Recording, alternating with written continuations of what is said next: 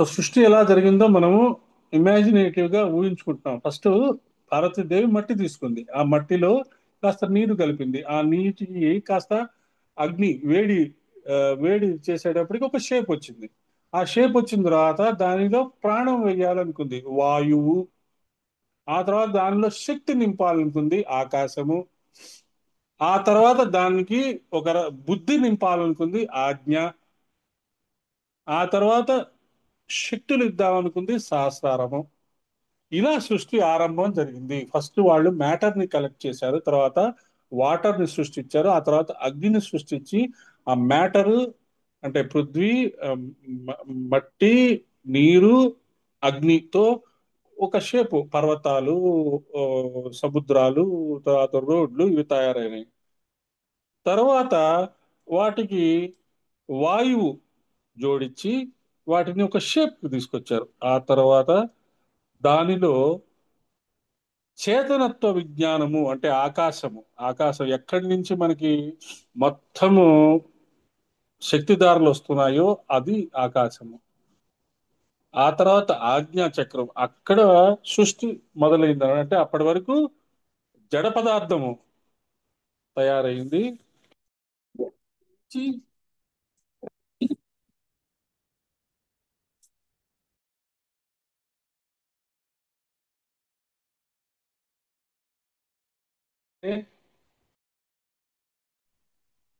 ఆకాశం నుండే శబ్దం వస్తుంది. శబ్ద బ్రహ్మము ముందు ఏకపదిగా వచ్చింది. ఏకపది అంటే ఓంకారం, ఉమా అంటే ఓంకారం. ఆ ఓంకారం ఎలా విస్తరిస్తుందో వస్తుందో చెప్తున్నారు. ముందు ఓంకారము, తర్వాత ద్విపది అంటే రెండుగా అంటే వ్యాహృతి, గాయత్రి.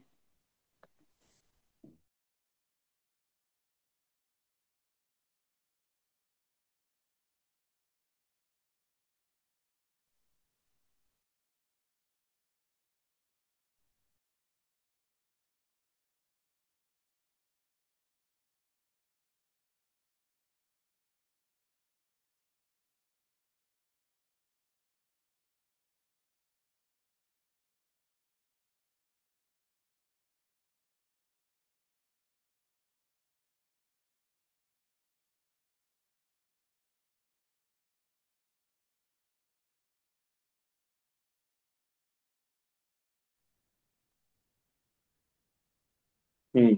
తర్వాత తర్వాత ఓంకారమే వ్యాహృతులుగా గాయత్రిగా మారింది. తర్వాత చతుష్పది ఋగ్యజు సామ అథర్వణ వేదాలుగా వచ్చింది. ఆ తర్వాత అష్టాపది ఎనిమిది రూపాలు, షడంగములు పురాణములు, ధర్మశాస్త్రం. షడంగములు అంటే శిక్ష, వ్యాకరణము, ఛందస్సు, నిరుక్తము, జ్యోతిషము, కల్పములు. తర్వాత నవపది మీమాంస, న్యాయము, సాంఖ్యము, యోగము, సాంచరాత్రము, పాంచరాత్రము, పాశుపతము, ఆయుర్వేదము, ధనుర్వేదము, గాంధర్వము. ఇవి వేదం నుండి వచ్చిన విద్యలు. ఆ తర్వాత వీటిని ఆధారం చేసుకుని లెక్కలేనన్ని విద్యలు వచ్చాయి. వీటన్నిటికీ సహస్రాక్షర పరమే వ్యోమన్. అక్షర అంటే అక్షరములు 1000. ఈ అక్షరాలని రావడానికి ముందే గౌరి ఉంది. ఆ శబ్దమే ఓంకారమై, గాయత్రి అయి, వేదాలై, పురాణ షడంగ ధర్మశాస్త్రాలై, మీమాంస, న్యాయ, సాంఖ్య, యోగ, పాంచరాత్ర, పాశుపత, ఆయుర్వేద, ధనుర్వేద, గాంధర్వాదులై క్రమక్రమంగా విస్తరించి అపారమైన వాంగ్మయమై మనకు లభించింది. ఇది మన సిలబస్. ఈ వాంగ్మయమైన ప్రపంచం అంతా కలిసి జ్యోతిర్మయం వాంగ్మయం. ఈ జ్యోతే గౌరి అనగా ప్రకాశ స్వరూపము. కానీ ఈ యొక్క ప్రథమ రూపము ఓంకారం. ఈ శ్లోకంలో ప్రథమ నామము ఉమా. ఉమా అంటే ఓంకారము. అది అర్థం చేసుకుందాము. తర్వాత గంధర్వ సేవిత. శ్రీ గంధర్వ సేవిత అయిన గౌరీదేవి శబ్ద విద్యగా వచ్చినప్పుడు అక్షరములు తీసుకుని ఆ స్వరములను స్వీకరించి అక్షరాలతో స్వరాలతో ఆ తల్లినే గానం చేస్తూ ఉన్నారు. అందుకనే అక్షరమాల, వర్ణమాల. వర్ణము అంటే ఏంటి? కలర్. మన మన అక్షరాలన్నిటికీ కలర్స్ కూడా ఉంటాయట.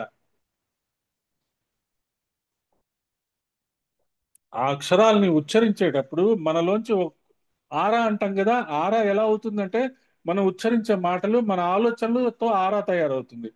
ఆ దాన్ని వర్ణమాల అంటాము. ఆ కలర్స్ ని కూడా బయటకు వస్తాయి. అది కూడా మన మాట్లాడే మాటల్లో జాగ్రత్తగా ఉంటే మంచి కలర్స్ వస్తాయి. ఆ కలర్స్ వస్తాయి, మాట్లాడతాం. అదే దాన్ని పాట రూపంలో మనం వదిలామనుకోండి ఆ ఆలోచనని, దాన్ని గాంధర్వం అంటాం. అదే గానం. తర్వాత విశ్వగర్భ, శ్రీ విశ్వగర్భాయే నమః. తనలోనే సమస్తం గలది, ఆ తల్లి నుండే విశ్వం వ్యక్తమైనది. విశ్వగర్భ అన్న హిరణ్య గర్భ అన్న వ్యక్తమైన విశ్వానికి రెండు రూపాలు ఉంటాయి, ఒకటి రూపము, ఒకటి నామము. నామమంతా అక్షర ప్రపంచం, రూపమంతా దృశ్య ప్రపంచం. గర్భ శబ్దం చాలా విచిత్రమైనది. లోపలి భాగము అని సరైన అర్థం. విశ్వగర్భ అంటే విశ్వమునంతటిని తనలో కలిగినదని అర్థము. ఒక తల్లి ఉంది. ఆ తల్లి లోపల గర్భధారణ జరిగింది. తల్లి లోపల ఆ పిండం ఉంది. అది పిల్ల, ఆడపిల్ల, మగపిల్ల అయి ఉన్నది. తర్వాత ఆ లోపల ఉన్న ఆ ఆ శిశువు ఏమనుకుంటారు అంటే ఇదే విశ్వం అనుకుంటారట. ఇదే విశ్వం అనుకొని ఆ విశ్వంతోనే ఆ విశ్వంలో ఉన్న విషయాలన్నీ స్వీకరిస్తూ బయటికి వస్తాడు. బయటికి వచ్చి కొన్ని ఆ శిశువు కొన్ని సంవత్సరాల తర్వాత అసలైన విశ్వం తెలుస్తుంది. అలాగే మనం కూడా ఉన్నామేమో, మనం కూడా ఆ తల్లి గర్భంలోనే ఉండిపోయామేమో, ఎప్పుడు బయటికి వస్తాము, ఎప్పుడు అసలైన జ్ఞానం వస్తుంది, ఎప్పుడు అసలైన విషయాలు తెలుస్తాయి అనే ఉత్సుకతతో మనం సాధన చేయాలి, ముందుకు వెళ్ళాలి.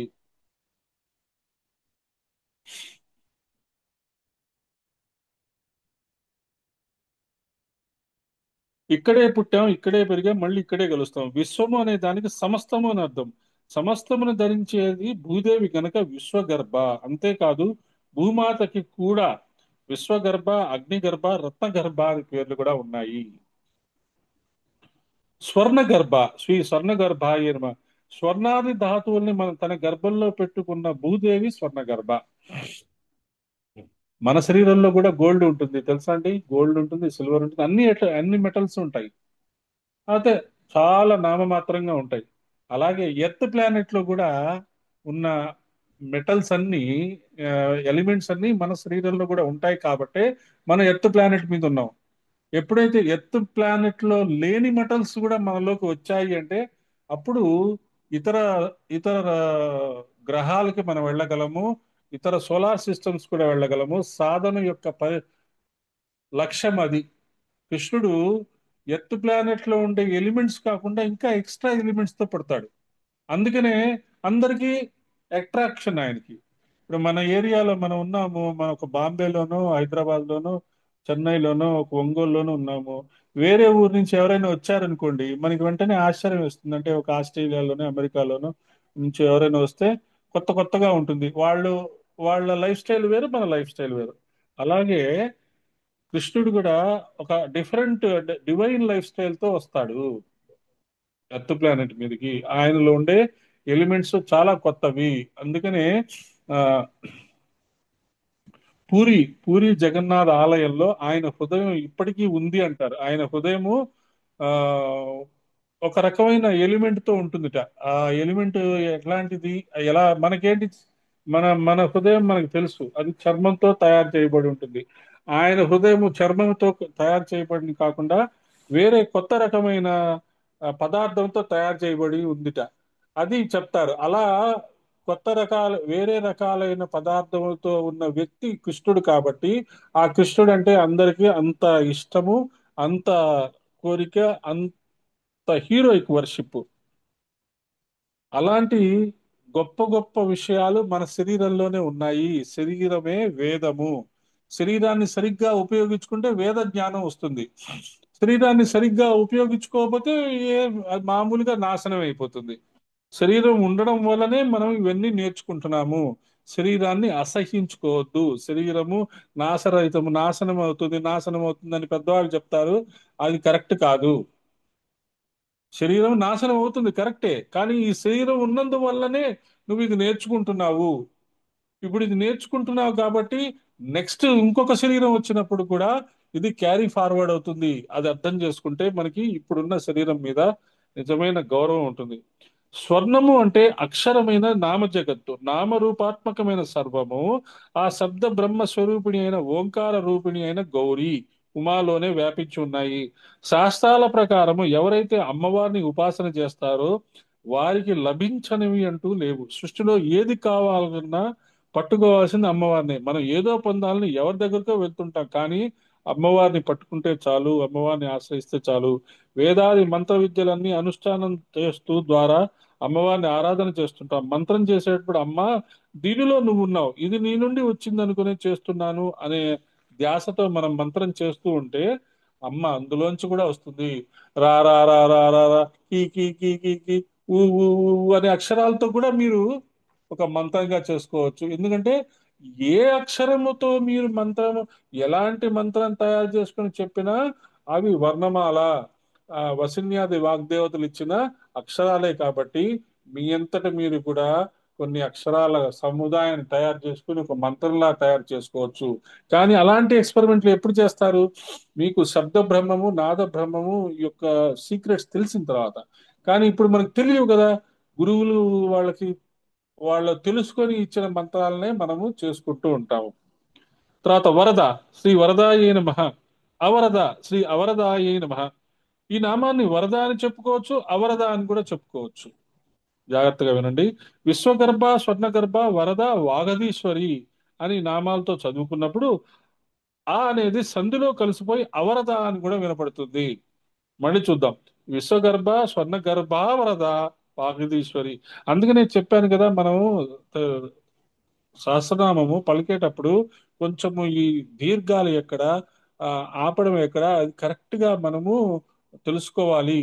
పాటలాగా పాడుకున్నా పర్వాలేదు, కానీ ఎక్కడ ఆపాలి, ఎక్కడ కంటిన్యూ చేయాలనేది మనం జాగ్రత్తగా తెలుసుకుంటే కానీ ఇలాంటి ప్రత్యేకమైన అర్థాలు మనకు తెలియదు. ఇప్పుడు విశ్వగర్భ, స్వర్ణగర్భ, వరద, వాగదీశ్వరి అన్నాం అనుకోండి, ఉత్త వరదాయే నమః అని వస్తుంది. అదే విశ్వగర్భ, స్వర్ణగర్భ, వరద, వాగదీశ్వరి అన్నాం అనుకోండి, అప్పుడు అవరదాయే నమః అని కూడా అర్థం వస్తుంది. అది మనం చాలా జాగ్రత్తగా చూసుకోవాలి. స్వర్ణగర్భ, వరద కానీ, వరద వామనైన అని అంతకుముందు వచ్చిన నామాల్లో కానీ వరద వచ్చింది కనుక ఇక్కడ అవరద అని భాష్యకారులు విభజించి చూపించారు. భాష్యకారులు అంటే మంత్ర రహస్యం తెలిసిన వాళ్ళు. ఎప్పుడైతే మీకు ఈ అక్షరాల యొక్క రహస్యము, మంత్రాల యొక్క రహస్యం తెలిసిపోతుందో అప్పుడు మీరు ఎటువంటి మంత్రాలనైనా తయారు చేసుకోవచ్చు అని చెప్పుకున్నాం కదా. అలాగే భాష్యకారులు అని ఎక్కడైనా పదం వస్తే వాళ్ళకి మంత్రాల యొక్క రహస్యం తెలిసిన వాళ్ళు అని అర్థం చేసుకోవాలి.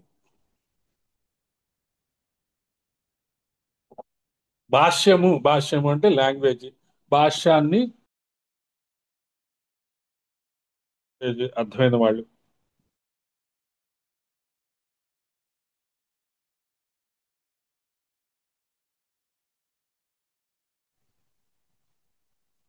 ఇంద్రాయ దదాతి ఇది వా వరద. ఇంద్రునికి ఇంద్రునికి విద్యను ఇచ్చిన గురు స్వరూపం ఇక్కడ చెప్పబడుతున్నది. ఇంద్రునికి సైతం వరం ఇచ్చినది కనుక వరద అని చెప్పుకోవచ్చు. అవరద అనేది కూడా చాలా విశిష్టమైన నామమే. విశ్వగర్భ, స్వర్ణగర్భ కనుక అన్నిటికీ వరాలు ఇచ్చేది ఆ తల్లే కనుక జగత్తుకి వరాలు ఇవ్వటం ఆ తల్లి లక్షణం గాని, ఆ తల్లికి వరాలను ఇచ్చేవారు సృష్టిలో ఎవరు లేరు కనుక అవరద. కాబట్టి వరద, అవరదకి రెండు మనకి లింక్ ఇచ్చేశారు. అవరద అంటే చక్కని ప్రకాశమానమైన దంతపంక్తి అని కూడా మరొక అర్థము. దంతములు చిరునవ్వు నవ్వితే కనపడతాయి. అమ్మవారు చిరునవ్వు నవ్వుతున్నారు మనం చెప్పుకున్నాం కదా. అమ్మవారి యొక్క కాళ్ళు గోళ్ళ దగ్గర నుంచి వచ్చే ప్రకాశం కూడా కొన్ని సోలార్ సిస్టమ్ కి సరిపడా అంత ప్రకాశం వస్తుంది.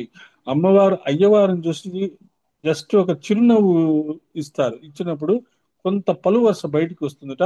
ఆ పలువరసలోంచి వచ్చే శక్తి గాని, ఆ కాంతి గాని కొన్ని ఆ నక్షత్రాలకి కాంతి ఇస్తుంది అని చెప్తారు ఋషులు. అలాగే 32 మాతృకా వర్ణాలకు సంకేతంగా 32 దివ్య దంతాలు ప్రకాశిస్తున్నాయి. అటువంటి చక్కని దంత పంక్తి విద్యను మన ప్రసన్నతను కూడా తెలియజేస్తున్నాయి. కాబట్టి మనకి 32 దంతాలు అని మనం చాలా జోకులు వేసుకుని ఉంటాం. వాడి దంతాలు ఊడిపోయినాయి, అది ఊడిపోయినాయి, ఇది ఊడిపోయినాయి అంటాం. కానీ ఆ 32 మాత్రమే ఎందుకు ఉన్నాయి అంటే మాతృకా వర్ణాలు 32. కాబట్టే మన శరీర నిర్మాణంలో 32 దంతాలు మాత్రమే పెట్టారు.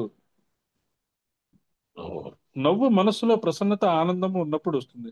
అమ్మకు మన పట్ల ప్రసన్నత, వాత్సల్యం ఉంది కనుక ఆ దంతపంక్తి తెలియజేస్తుంది. ఒక గురువుకి అంత విద్య ఉంటే వారు ఆ బరువును తట్టుకోలేరు.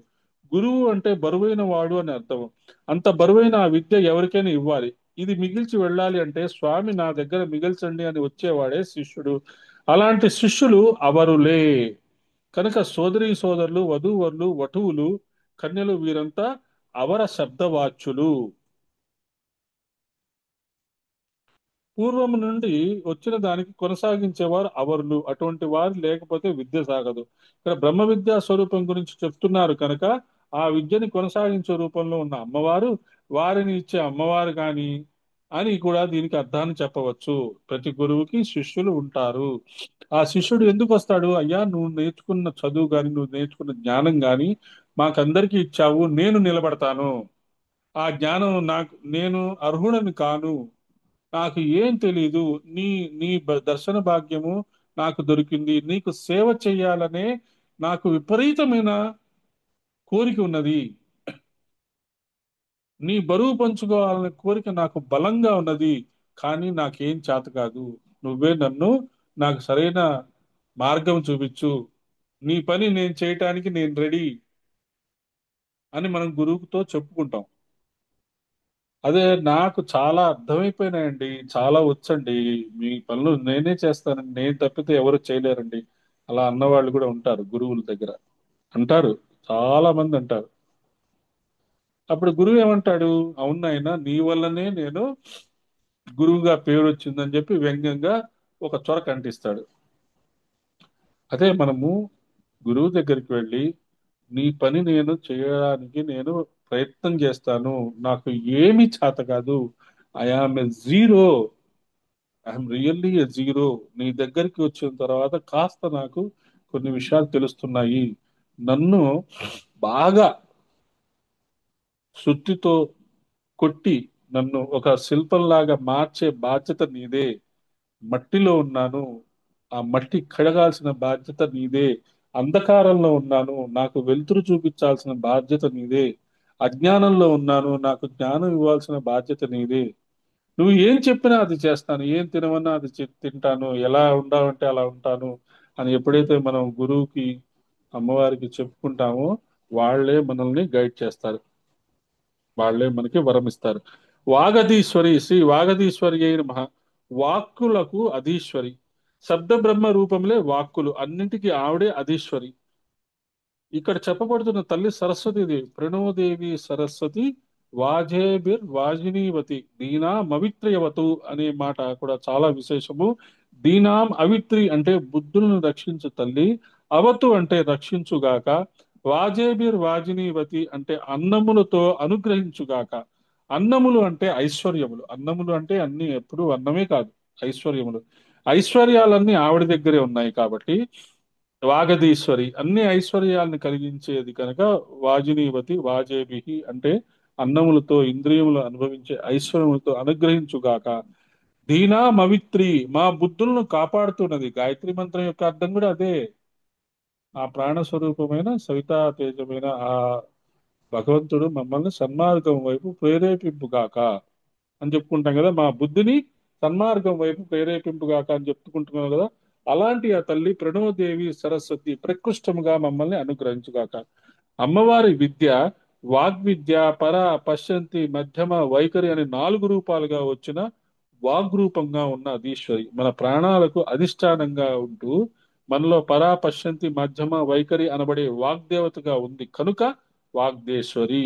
అటువంటి ఆ తల్లిని ఉపాసించే విధానం కూడా తర్వాత నామాల్లో చెప్తున్నారు. కాబట్టి వాగధీశ్వరి అనగానే మన వాక్కుకు సంబంధించిన ఈశ్వరి. కాబట్టి పరా, పశ్యంతి, మధ్యమ, వైఖరి మనం ప్రాక్టీస్ చేస్తే అమ్మవారి యొక్క నామం అర్థమవుతుంది అంటున్నారు ఇక్కడ. తర్వాత ధ్యాన గమ్య, శ్రీ ధ్యాన గమ్యాయ నమః, అటువంటి అమ్మవారిని ఎలా ధ్యానం చెయ్యాలి అది చెప్తున్నారు. విశ్వగర్భ, స్వర్ణగర్భ అన్నప్పుడు మంత్రం.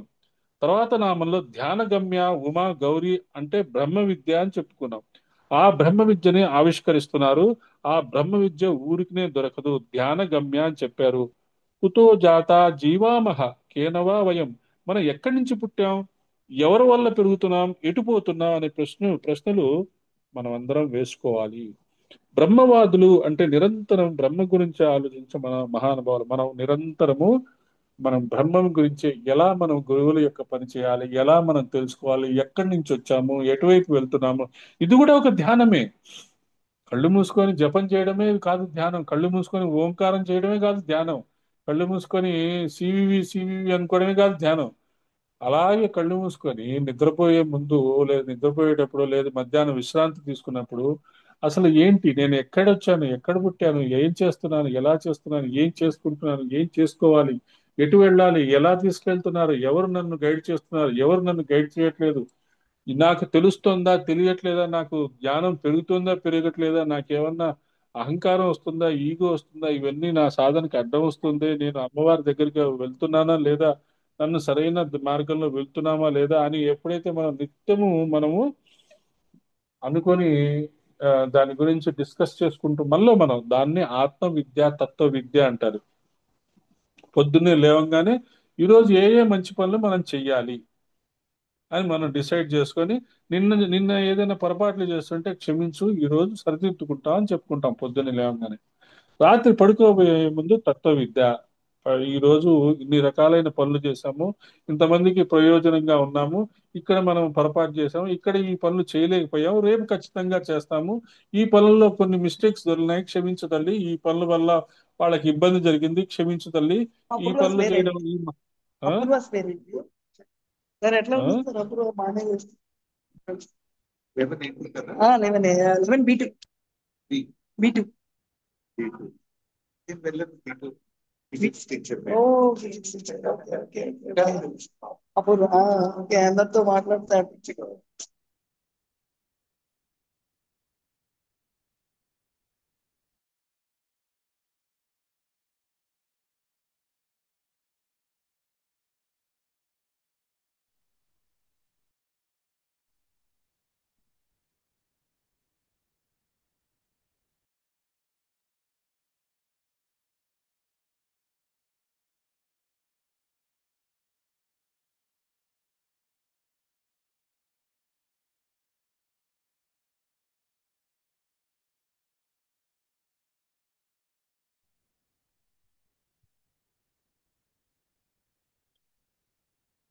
తల్లి గుణములచే నిగూఢమైన నిన్నే జ్ఞానయోగంలోనికి వెళ్ళిన మహానుభావులు దర్శించాలని ఉపనిషత్తుల మాట. మనం దేని వల్ల ఉన్నాము అనేది కేనా అన్న ప్రశ్నతో మొదలైంది కనుక దాన్ని కేనోపనిషత్తు అన్నారు. ఆ ప్రశ్నకు వారు ఇచ్చిన పరిష్కారం ధ్యానము. ఆ ధ్యాన యోగం ఫలించగానే ఈశ్వర శక్తిని దర్శనం చేశారు. ఆ శక్తే బ్రహ్మ విద్యగా, కాబట్టి ధ్యానము అనేది కూడా ఒక బ్రహ్మ విద్య. అందుకనే మనం రకరకాలైన ధ్యానాల్ని మనం చేస్తున్నాము. గైడెడ్ గైడెడ్ మెడిటేషన్ అని, లేకపోతే ఓంకార ధ్యానం అని, మౌన ధ్యానం అని, శూన్య ధ్యానం అని, రకరకాలైన ధ్యానాలు మనం చేస్తున్నాం. ఇన్ని రకాల ధ్యానాలు ఎందుకండి అంటే, అన్ని రకాలైన ధ్యానాలు చేస్తే ఏ ధ్యానం మనకి క్లిక్ అవుతుందో మనకి తెలియదు. కాబట్టి రకరకాలైన ధ్యానాలు చేసుకుంటూ ఉంటే ఎక్కడో ఒకప్పుడు అలాగా క్లిక్ అవుతుంది. అలాగే మనకి కుండలిని జాగరణ స్పీ స్పీచ్ గురువు గారి స్పీచ్ విని ఆ, పద్మ పద్మసూరి గారు అడిగారు, ఏంటండి నాకేం అర్థం కాలేదు అంటే, చెప్పాను వాళ్ళకి, 5 రోజులు 5 వీడియోస్ వినండి, నాకు రిపోర్ట్ చేయండి అని చెప్పాను. 5వ రోజు ఆవిడ చెప్పారు, ఈరోజు కుండలిని జాగరణ విన్నానండి, ఇంకా నాకేం క్వశ్చన్స్ లేవండి అన్నారు. అయిపోయా, ఇంకేం కావాలి, అమ్మయ్యా అనుకున్నా. గురువు గారివి 5 ధ్యానాలు, 5 రోజులు పద్ధతిగా ఆవిడ ఆవిడ గురువుని ఆ, సాయిబాబాని తలుచుకున్నారు, శ్రీరామ శర్మాచార్య గారిని తలుచుకున్నారు, 5 రోజులు పద్ధతిగా 5 సార్లు విన్నారు. 5వ రోజు ఏం చెప్పారు ఆవిడ, ఇంకా నాకేం క్వశ్చన్స్ లేవండి. అది కావాల్సింది. మరి ఇంకేం చేయాలండి అంటే, ఎప్పుడైనా మళ్ళీ మళ్ళీ వింటూ ఉండండి అవి, ఎప్పుడైనా వినాలనిపించినప్పుడు వింటూ ఉండండి అని చెప్పుకున్నాం. అది ఒక ఒక అసైన్మెంట్ లాగా తీసుకొని ఆవిడ విని దాంట్లోంచి సారాన్ని గ్రహించారు. అంటే అలా చెప్తున్నా అంటే ఇప్పుడు అడుగుతారు, మీరు అడుగుతారు, ప్రశ్నలు వేస్తారు, ఏదో చెప్తాను, అడిగేటప్పుడు ఉన్న ఇంట్రెస్ట్ ఆచరించేటప్పుడు ఉండదు మీలోకి ఎవరికి. ఆహా నేను అడిగేశాను అంటారు అని అనుకుంటారు. ఏదో సొల్యూషన్ చెప్తాం, మాకు చెప్పాలి కదా, సొల్యూషన్ చెప్పకుండా నేను అనకూడదు. అమ్మా నేను సొల్యూషన్ ఇచ్చినా మీరు చెయ్యరమ్మా, నాకు తెలుసు, 100% తెలుసు, నేను సొల్యూషన్ ఇచ్చినా నువ్వు నువ్వు ఆ సాధన చెయ్యవు అని 100% తెలుస్తుంది. కానీ నేను అలా అనకూడదు. అనుకుంటే ఏం చేయాలి? సొల్యూషన్ ఇవ్వాలి. సొల్యూషన్ తీసుకున్న తర్వాత కూడా మీరు చేయలేదు అనుకోండి, God only save this country. మన బాధ్యతగా మనము ఏ సొల్యూషన్ ఇవ్వడానికి ప్రయత్నం చేస్తాం. మీకు నచ్చదు నేను ఇచ్చిన సొల్యూషన్, నేనేం చేయలేను. ఏ గురువు ఏం చేయలేడు, ఎవరు ఏం చేయలేడు. మనకి నచ్చిన సొల్యూషన్ ఎందుకు మీకు నచ్చదు అంటే, ఎక్కడో యూట్యూబ్లోనో పుస్తకంలోనో ఎక్కడో ఒకటి మీరు వింటారు, అది మీకు బాగా నచ్చుతుంది. అది నిజమా కాదా అని డౌట్. నేను తప్పుగా ఆలోచించాను, 10 మందిని అడుగుతారు, 10 మంది 10 రకాలుగా చెప్తారు. అసలు వీళ్ళెవ్వరికి ఏం తెలియదండి, అసలు అక్కడ యూట్యూబ్ లో చెప్పారండి, అది అసలు నిజమైంది, అదే కరెక్ట్ అర్థము, అదే నాకు బాగా నచ్చింది, కాబట్టి దాన్నే ఫాలో అవుతాను. Very very happy, thank you so much, హ్యాపీగా ఫాలో అండి. ఏదైనా మనం కోరుకునేది ఏంటి? మీకు మీకు మీరు చేసే పనులు, మీరు చేసే సాధనలు మీకు ఆనందం ఇవ్వాలి, మీకు కావాల్సిన అన్ని దొరకాలి, నలుగురికి సేవ చేసేటట్టుగా మిమ్మల్ని ప్రేరేపించాలనే కోరుకుంటాం. నేను చెప్పింది వినాలి, నాకే భజన చేయాలి అని ఏ గురువు చెప్పడు. అలా చెప్పే వాళ్ళని వదిలిపారేయండి. అపరిచ్ఛేద్య, అపరిచ్ఛేద్యాయ నమః. పరిచ్ఛేదము అంటే తగ్గొట్టుట, అనగా ఇది ఇంతే అని నిర్దేశించి చెప్పుట. మనం చూసే ప్రపంచం అంతా పరిచ్ఛేదమే, ఉపాధులన్నీ పరిచ్ఛేద్యములే, చైతన్య స్వరూపం మాత్రమే అపరిచ్ఛేద్యము. అంటే మనం చెప్తుంటాం కదా, మనం చూసేదంతా ఒక ఇదంతా మాయ, మాయ అవతల ఉన్నది అపరిచ్ఛేద్యము అని చెప్తున్నారు. అది చైతన్యత్వ స్వరూపము, దాన్నే మనం ప్రాక్టీస్ చేస్తుంటాము ధ్యానంలో. అది మనము అర్థం, అది ఇచ్చేది అమ్మవారు. తర్వాత జ్ఞానద, జ్ఞానదాయే నమః. జ్ఞానాన్ని ప్రసాదించే తల్లి, ఇంకేముంది దాంట్లో చెప్పుకునేది? సూర్యుడు కాంతి విగ్రహుడు కనుక కాంతిని ఇవ్వగలిగాడు, జ్ఞానమే అమ్మ కనుక జ్ఞానాన్ని ఇవ్వగలిగింది. మన సర్వేంద్రియాలకి కావలసిన వస్తువుల్ని గ్రహించగలిగే జ్ఞానం ఇచ్చిన తల్లే జ్ఞానద. ఇంద్రియాతీతమైన స్వస్వరూప జ్ఞానాన్ని ప్రసాదించే బ్రహ్మ విద్య స్వరూపిణి జ్ఞానద. ఒక మన ఇంద్రియాలు ఉన్నాయి, చెయ్యి ఉంది, చెయ్యి టచ్ చేయంగానే అది అది అది కుర్చీ అని, లేదా పౌడర్ అని, అది టేప్ రికార్డర్ అని, అది పెన్ డ్రైవ్ అని, అది స్మార్ట్ ఫోన్ అని, అది టీవీ అని చెప్పేది ఎవరు? ఈ పంచేంద్రియాలే. అది స్మార్ట్ ఫోన్ కాదు, దాని వెనకాల ఒక కొన్ కొంతమంది ఆ, ఋషుల యొక్క యోగ విద్య ఉన్నది. వాళ్ళు చేసిన యోగ విద్య వల్ల అది స్మార్ట్ ఫోన్ గా మన దగ్గరికి వచ్చింది. ఆ స్మార్ట్ ఫోన్ ని ఉపయోగించుకొని నువ్వు అమెరికాలో ఉన్న వాడిని కూడా ఈ క్షణమే నువ్వు చూడగలుగుతున్నావు, మాట్లాడగలుగుతున్నావు అని అర్థం చేసుకునేవాడు ఎవరు?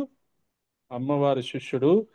ఆ- అలాంటి ఆలోచన ఇవ్వగలిగితే జ్ఞానద, జ్ఞానదాయ నమః. జ్ఞాన విగ్రహ, జ్ఞాన విగ్రహాయ నమః. అమ్మవారి జ్ఞానమే అమ్మవారి విగ్రహం. ఎలా అవి అమ్మవారి విగ్రహం జ్ఞానం అని ఎలా అనుకుంటున్నాము? మనము వీటిలో చాలాసార్లు డిస్కస్ చేసుకున్నాము. అమ్మవారి నఖశిఖ పర్యంతము ఒక్కొక్కటి ఒక్కొక్క రకమైన అర్థాన్ని ఇస్తుంది. అమ్మవారి లోలాకులు, చెవులకు పెట్టుకునే లోలాకులు పెద్ద బ్రహ్మాండాలు. అమ్మవారి కళ్ళు సూర్య చంద్రాగ్ని దేవతలు.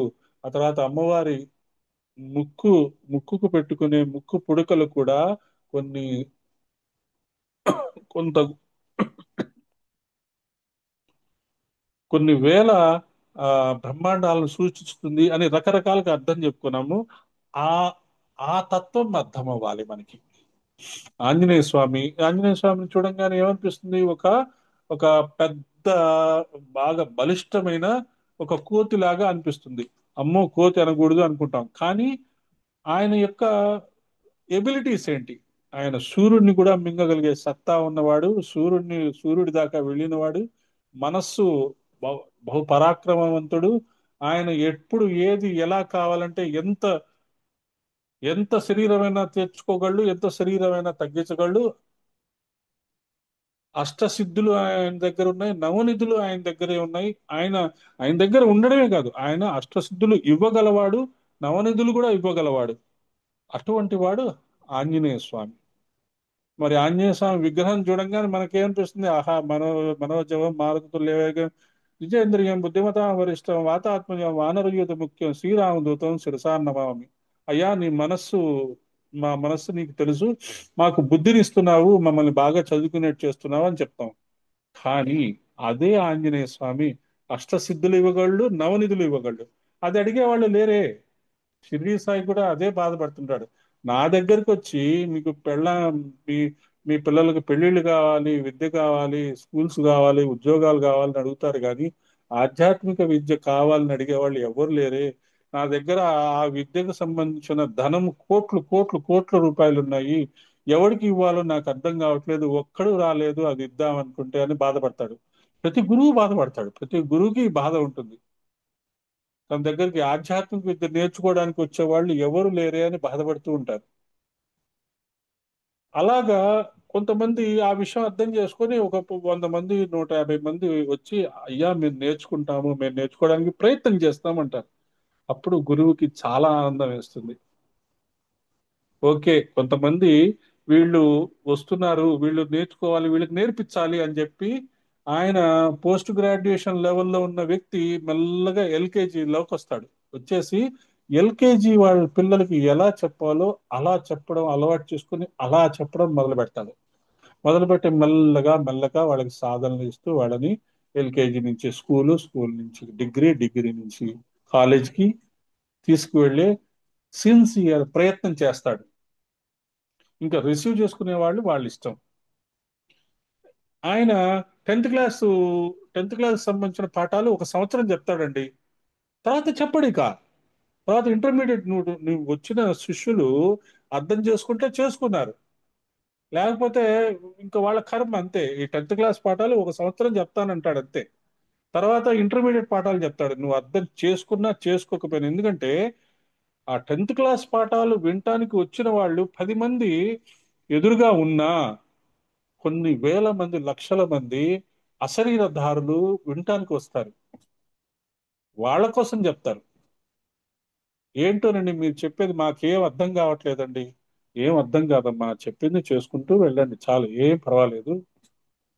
అప్పుడు వాళ్ళకి అర్థమవుతుంది, ఓహో మనం కాకుండా కొన్ని వేల మంది ఇక్కడ స్టూడెంట్స్ ఉన్నారు, అసలు ఉన్నారు, వాళ్ళకు కూడా చెప్తున్నారు గురువులు, వాళ్ళకు కూడా చెప్తారు అనే విషయం మనకి ఎప్పుడైతే అర్థమవుతుందో మనకి కూడా ఇంట్రెస్ట్ పెరుగుతుంది. అటువంటి జ్ఞాన విగ్రహము మనం అర్థం చేసుకోవాలి. ఆ గురువుల యొక్క స్వరూపాన్ని చూసి వాళ్ళ వాళ్ళ యొక్క జ్ఞాన భాండాగారం అని మనం అర్థం చేసుకోవాలి తప్పితే వాళ్ళు ఏదో మన కోరికలు ఇస్తారు, మన కోరికలు నెరవేరుస్తారు అని అనుకుంటే అది తప్పే. కోరికలు ఉంటాయి, ఉండాలి, కోరికలు నెరవేరబడతాయి. ఆ అడగడంలో తప్పు లేదు. కానీ అవే నిజం అనుకొని అవే పట్టుకొని ఆ గురువుల్ని మీరు కిందకి లాగకండి, వాళ్ళని ఆధ్యాత్మిక విద్య అడగండి. ఓ మైత్రేయ, విద్య అవిద్య రెండు జ్ఞానమే అని తెలుసుకో అని పురాణంలో పరాశరోక్తి. పరమాత్మ అనే అర్థంలో జ్ఞానం అనే పదం చెప్పబడింది. విశ్వమంతా జ్ఞాన రూపంగా వ్యాపించినది జ్ఞాన విగ్రహ. జ్ఞానం లేని దేని ద్వారా ప్రతిపాదింపబడుతుందో తర్వాత నామంలో చెప్తూ సర్వ వేదాంత సంవేద్య అన్నారు. సర్వ వేదాంత సంవేద్య శ్రీ సర్వ వేదాంత సంవేద్యాయ నమః. జ్ఞానం పరమేశ్వరి. అమ్మ దయలేందే రాదు.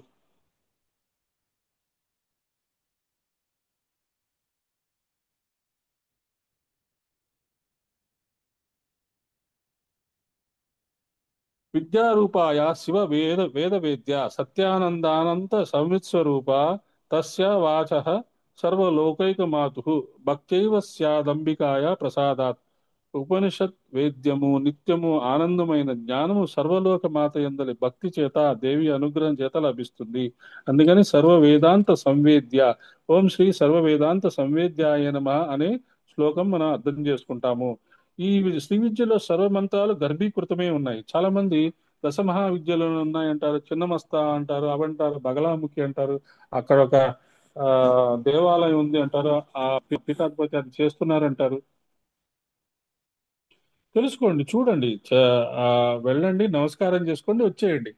అవన్నీ మనకు అనవసరం. మనకి అనుగ్రహమాల మంత్రం శ్రీ విద్యకు సంబంధించిన లలితా సహస్రనామం మన అనుష్ఠానం చేస్తున్నాం కాబట్టి, అవి ప్రాక్టీస్ చేసుకుంటున్నాం కాబట్టి, ఆ లాబొరేటరీలో కూర్చొని మనం ఎక్స్పెరిమెంట్స్ చేసుకుంటున్నాం కాబట్టి ఆ మిగతా దశమహా విద్యలతో మనకి సంబంధం లేదు, అవసరం లేదు. ఇప్పుడు కెమిస్ట్రీలో ప్రాక్టీస్ చేసుకుంటూ ఉన్న ఒక రీసెర్చ్ వాడు ఉంటాడు. వాడికి ఫిజిక్స్ లో ఉండే ఫ్రెండ్ ఉంటాడు, వాడి ల్యాబొరేటరీస్ కూడా వెళ్తాడు, సరదాగా తెలుసుకుంటాడు. కానీ వీడికి కాన్సన్ట్రేషన్ ఎక్కడ ఉంటుంది? కెమిస్ట్రీలో నోబెల్ లారెట్ కొట్టాలి, నోబెల్ ఒక కొత్త ఎక్స్పెరిమెంట్ చేసి నలుగురికి ఉపయోగపడే ఒక మంచి ఎక్స్పెరిమెంట్ చేసి నలుగురికి ఉపయోగపడే ఒక థీసిస్ రాయాలి. ఆ థీసిస్ రాయడం వల్ల ఏమవుతుంది? ఒక కొత్త టాబ్లెట్, కొత్త అందరికీ ఉపయోగపడే ఒక కొత్త మెషిన్ ఏదో ఒకటి వస్తుంది, ఒక ఎక్స్రేనో అలాంటిది ఏదో వస్తుంది. అది వీడికి కాన్సన్ట్రేషన్ ఉంటుంది. అప్పుడప్పుడు ఇతర వాటికి వెళ్తుంటాడు, వాళ్ళు ఏం చేస్తారో తెలుసుకుంటూ ఉంటాడు. అలాగే మనం దశ మహావిద్యల్లో శ్రీ విద్యను పట్టుకున్నాం కాబట్టి, శ్రీ విద్యని ఒకసారి మనం పట్టేసుకున్నాం, ఖచ్చితంగా పట్టేసుకున్నాం. కాబట్టి శ్రీ విద్య మనల్ని మనకి జన్మరాహిత్యం వరకు మన దగ్గర ఉంటుంది. మనతో పాటు అమ్మవారు ఉంటారు. అమ్మవారు ఉన్నారు అంటే ఆ, మనకి లోపాముద్రాదేవి ఉంటుంది. లోపాముద్రాదేవి ఉన్నారంటే అగస్తుల వారు మనతో ఉన్నారు. అగస్తుల వారు మనతో ఉన్నారంటే మన్మధుడు, శివుడు, పార్వతి అందరూ మనతో ఉన్నవారు, మనల్ని దగ్గరుండి గైడ్ చేస్తున్నారు. వీళ్ళందరి రూపమైన సద్గురు మనతో ఉన్నాడు, ఆయన దగ్గరుండి మనల్ని గైడ్ చేస్తున్నాడు. కాబట్టి మనకి మిగతా విద్యల మీద అనవసరంగా టైం వేస్ట్ చేసుకోవద్దు. వెళ్ళండి, నమస్కారం చేసుకోండి. అయ్యా మాకు కూడా శ్రీ విద్య నేర్పించు అని అడగండి. గురువు కనబడితే శ్రీ విద్య నేర్చుకునే అవకాశం ఈ జన్మలో ఇవ్వండి అని అడగండి. ఆల్రెడీ మేము ప్రాక్టీస్ చేస్తున్నామండి, లలితా సహస్రం చదువుతున్నామండి, శ్రీ విద్యలో ప్రవేశం ఉందండి అనక్కర్లా. మనం ఇంకా స్టార్టింగ్ టైంలోనే ఉన్నాము అనే హ్యూమిలిటీ, హంబుల్ గా మనం తెలుసుకోవాలి. ఆత్మ విద్య, మహావిద్య, శ్రీ విద్య. మహావిద్య అంటే బ్రహ్మ విద్య, అదే సర్వ వేదాంత సంవేద్య ఆ అర్థం వస్తుంది. వేదం అన్నప్పుడు రెండు భాగాలు ఉన్నాయి, అందులో కర్మకాండ, జ్ఞానకాండ. జ్ఞానకాండ మాత్రమే చెప్పే భాగము వేదాంతము, ఇది ఉపనిషత్తు. జాగ్రత్తగా ఉపనిషత్తుకి ఇక్కడ డెఫినేషన్ చెప్తున్నాడు. జ్ఞానకాండము చెప్పేదే ఉపనిషత్తు. సర్వ వేదాంతముల్లో చక్కగా దొరికేదే జ్ఞాన విగ్రహ. సంవేద్య అంటే సమగ్రముగా, సంపూర్ణంగా, స్పష్టముగా, తేటతెల్లముగా అని అర్థము. అమ్మవారు సర్వ వేదాంతంలో తేటతెల్లముగా తెలియబడుతుంది. కొమ్మలు ఎన్నైనా పళ్ళు ఒకటే, రుచి ఒకటే. అలా రకరకాలుగా ఉపనిషత్ శాఖలు కనబడుతున్నా వాటన్నిటిలోంచి లభించే రసస్వరూపుని ఆ తల్లి, ఆ స్వరూపాన్ని తర్వాత నామంలో చెప్తున్నారు. సత్యానంద స్వరూపిణి, శ్రీ సత్యానంద స్వరూపిణి అనమా. వేదాంతాన్ని చెప్పే జ్ఞానం ఏది సత్యమో ఏది అసత్యమో తెలియజేస్తూ స్వస్వరూపాన్ని చెప్తుంది. మనకి బుద్ధి ఇచ్చింది, అందుకే ఏది అసత్యమో ఏది సత్యమో చెప్తుంది బుద్ధి. మనస్సు విననివ్వదు. చాలా జాగ్రత్తగా ఉండండి. మనస్సు ఎప్పుడు అసత్యం వైపే తీసుకెళ్తుంది. బుద్ధి మనకి చెప్తుంది అది అసత్యమురా బాబు అంటుంది, కానీ మనస్సు చెప్పిన మాటే వింటాం. ఎందుకంటే ప్రశాంతంగా ఉండొచ్చు, దుప్పటి కప్పుకొని పడుకోవచ్చు. బుద్ధి ఏం చెప్తుంది? ఒరే దుప్పటి పెట్టుకొని పడుకోవద్దురా, లేరా బాబు, వాకింగ్ చెయ్యి, అనారోగ్యంగా ఉన్నావు, కాస్త మెడిసిన్స్ వేసుకో, చక్కగా ఆనందంగా ఉండు, ధ్యానం చేయి, జపం చేయి, నలుగురికి సేవ చేయని బుద్ధి చెప్తుంది. మనస్సు ఏం చెప్తుంది? ఏం చేస్తానులే, హాయిగా పడుకుంటే హాయిగా ఉంటుంది అంటుంది. కాబట్టి ఆ బుద్ధి మాట వినాలి. అది మనకి సత్యానంద స్వరూపిణి. ఆ ఓం శ్రీ సత్యానంద స్వరూపిణి అయిన మహా అనే శ్లోకం మనకి ఆ బుద్ధి సన్మార్గం వైపు తీసుకెళ్తుంది. గాయత్రి మంత్రం అదే ఇస్తుంది. అప్పుడే మనము సత్యమైన ఆనందమైన స్వరూపాన్ని మనం చూడగలుగుతాము. సిద్ధాంత సిద్ధాంతాల చేత శక్తిగా, వేదాంతం అయితే జ్ఞానాత్మిక శక్తిగా చెప్పబడుతుంది. అమ్మవారు మాత్రమే అసలే సత్యము. అది మనం అర్థం చేసుకోవాలి. బ్రాహ్మీ స్థితికి వెళ్ళిన తర్వాత పూజలు, ముద్రలు, క్రియలు ఉండవు. ఆ స్థితిని తర్వాత నామాల్లో చెప్తున్నారు.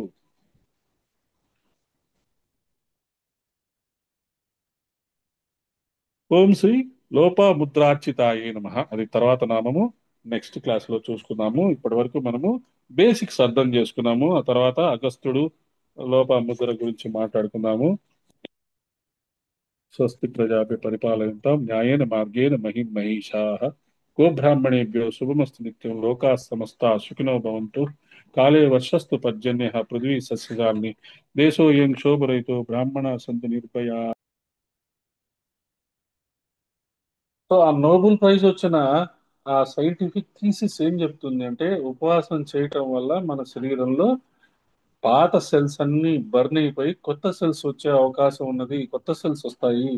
ఇంకా చక్కగా బాడీని అనారోగ్యాన, ఎక్కడెక్కడ బాడీలో అనారోగ్యం ఉందో అక్కడ కాన్సన్ట్రేట్ చేసి అక్కడ ఫ్రెష్ సెల్స్ తయారు చేసే ప్రక్రియ జరుగుతుందట ఉపవాసం చేసేటప్పుడు. మరి అలా అనుకొని ఇప్పుడు మనం ఆ, ఎక్కువ వయసు అయిపోయింది కాబట్టి మనకి ఒక లైఫ్ స్టైల్ అలవాటు అయిపోయింది కాబట్టి బలవంతంగా ఉపవాసాలు చెయ్యొద్దు. మన శరీరం మనకి చాలా ఇంపార్టెంట్. అది జాగ్రత్తగా చూసుకోండి. కాకపోతే అది డిస్కస్ చేసుకుంటున్నాం. అలాంటిది ఉమా, భవానీ, శివ ఈ మూడు చాలా సీక్రెట్ నామాలు లలితా సహస్రనామాల్లో రహస్య నామాలు అని చెప్తున్నారు. అందులో సర్వదోషహారిణి అయిన నామము ఉమానామము. అన్ని దోషాలు తీసేస్తుందట. మీకు ఎప్పుడైనా ఏదైనా దోషం జరిగింది, ఎక్కడైనా ఇబ్బంది జరిగింది, ఎక్కడైనా మిస్టేక్ జరిగింది అనుకుంటే చక్కగా ఓం శ్రీ ఉమాయే నమః, ఓం శ్రీ ఉమాయే నమః అని మనం చక్కగా జపం చేసుకోవచ్చు. సరే, గాయత్రి మంత్రం అయితే ఎప్పుడైనా సరే ఎటువంటి దోషానికైనా చేసుకోవచ్చు. మాస్టర్ చాలా క్లియర్ గా చెప్పేవాళ్ళు. చిన్నపిల్లలు ఎవరైనా ఆ, మన మన శిబిరాలకి అది వచ్చినప్పుడు వాళ్ళకి స్కూళ్ళల్లో వాటిల్లో ఈ చెడు పదాలు అలవాటు అయిపోయి వాళ్ళు క్యాజువల్ గా ఆ చెడు పదాలు వాడుతుండేవాళ్ళు. మాస్టర్ చెవిన పడుతుండేవి. వెంటనే వాళ్ళని పిలిపించి వాళ్ళ తల్లిదండ్రులను పిలిపించి వాళ్ళ చేత గాయత్రి మంత్రం చెప్పించేవాళ్ళు ఆ పిల్లల చేత 24 సార్లు, 24 సార్లు, 48 సార్లు అలాగా గాయత్రి మంత్రం చెప్పేవారు. అంటే ఆ చెడు పదం మన నోట్లోంచి వచ్చేసింది అనుకోండి, ఆ చెడు పదం యొక్క నెగటివ్ ఎఫెక్ట్ పోవటానికి గాయత్రి మంత్రాన్ని మనం వాడుకోవచ్చు. అలాగే ఓం శ్రీ ఉమాయ నమః కూడా బాగా వాడుకోవచ్చు. లలితా సహస్రం చదివిన తర్వాత దోష నివృత్తికై చివరికి ఉమానామాన్ని 10 సార్లు చెయ్యాలని కొంతమంది సంప్రదాయజ్ఞులు నిర్దేశించారు. ఇది ఈ పాయింట్ ఇక్కడ రాస్తుంది కాబట్టి మనం చాలా రోజుల నుంచి అది నడిపిస్తున్నాం. ఏ పూజ చేసినా చివరికి ఉమానామం 10 సార్లు చేస్తే ఏమైనా దోషాలు ఉంటే పరిహరింపబడతాయి. అలాగని తప్పులు చదివినా సమర్థనీయం కాదు. మనం పెద్దల ద్వారా నేర్చుకొని ఎంత జాగ్రత్తగా చదివినా ఒక్కొక్కప్పుడు స్ఖాళిత్యం దోషం రావచ్చును. అక్షర స్ఖాళిత్యాలే కాకుండా మనసు కూడా ఒక్కోసారి జారిపోతుంటుంది. నాకు లలితా సహస్రనామం పర్ఫెక్ట్ గా చదవగలనండి, ఒక్క మిస్టేక్ లేకుండా చదవగలండి అని అన్నా కూడా, అంత పర్ఫెక్ట్ గా చదవగలిగిన వాళ్ళు కూడా లలితా సహస్రం చదివేటప్పుడు మనస్సు జారిపోతుంది. అంటే మనస్సు యొక్క కార్యక్రమమే అది. జారిపోవడమే దాని దాని పని. మనల్ని మనల్ని పరీక్ష చేయడమే దాని పని.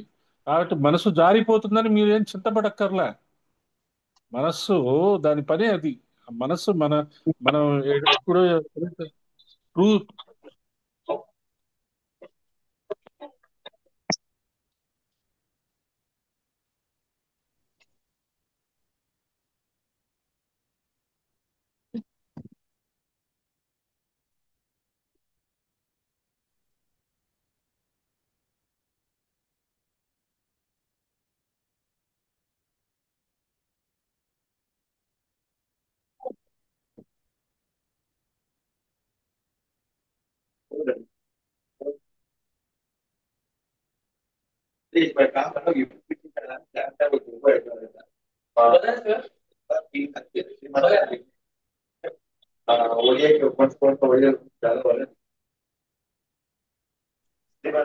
సూర్యకళ గారు మ్యూట్ లోకి ఉండరా ప్లీజ్, మ్యూట్ లోకి వెళ్ళండి.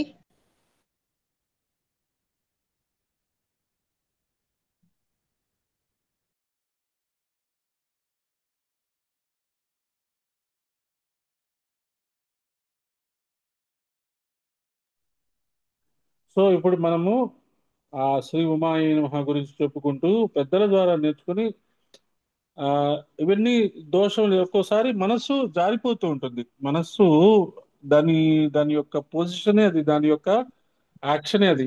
ఆ మనస్సుని జారిపోకుండా ప్రాక్టీస్ చేయడానికి తపస్సు చేస్తాం. దానికోసమే మనం ఫుల్ మూన్ మెడిటేషన్స్ చేస్తున్నాము, ధనిష్ట మెడిటేషన్ చేస్తున్నాము. ఎందుకంటే చంద్రుడికి మనస్సుకి లింక్ ఉంటుంది, ఖచ్చితంగా లింక్ ఉంది. సూర్యుడికి మన హృదయానికి ఎలా లింక్ ఉందని చెప్తున్నామో గాయత్రి మంత్రం ద్వారా చంద్రుడికి మనస్సుకి లింకు ఉన్నది. అందుకనే శిరస్సుపై ధరిస్తారు వాళ్ళు.